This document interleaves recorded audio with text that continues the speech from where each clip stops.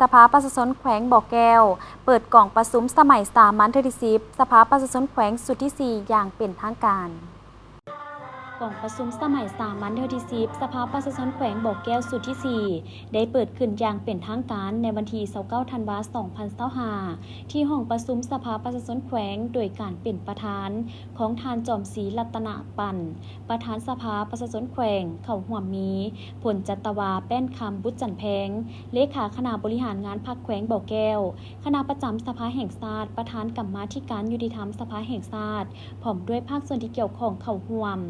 ในกล่องประชุมพลจัตวาแป้นคำบุญจันแพงได้รายงานเกี่ยวกับการจัดตั้งปฏิบัติแผนพัฒนาเศรษฐกิจสังคม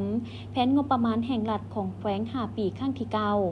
2021-2025 ประจำปี 2025 และทิศทางแผนการปี 2026 ซึ่งท่านได้ยกให้เห็นสภาพรวมในการจัดตั้งปฏิบัติแผนพัฒนาเศรษฐกิจวัฒนธรรมสังคมใน5 ปีผ่านมารวมยอดผลิตภัณฑ์ภายในบรรลุได้ 33.134 ตื้อกีบเศรษฐกิจขยายตัวในระดับ 4.5 ส่วนห้อยเฉลี่ยรายรับใส่หัวคนผู้หนึ่งได้ 1,721 ดอลลาร์สหรัฐต่อคนต่อปี ปี 2025 เศรษฐกิจขยายตัวในระดับ 5.2 ส่วนห้อยรวมยอดผลิตภัณฑ์ภายในบรรลุได้ 8,881 ตื้อกีบเฉลี่ยรายรับใส่หัวคนผู้หนึ่งได้ 1,863 ดอลลาร์ต่อคนต่อปี เทียบใส่มติสภาแห่งชาติได้ 98.99 ส่วนห้อยของแผนการปีพร้อมนั้นได้รับฟังการรายงานแผนปฏิบัติเวียกงาน 5 ปีเวียกจุดสุ่มในแผนผันขยายวาระแห่งชาติว่าด้วยการแก้ไขความยุ่งยากทางด้านเศรษฐกิจ 2021-2025 ที่ทั้งแผนการในต่อหน้าและได้รับฟังการชี้แจงเกี่ยวกับการจัดตั้งปฏิบัติกฎหมายและระเบียบการต่อผู้ละเมิดการลักลอบภาษีนำเข้าสินค้า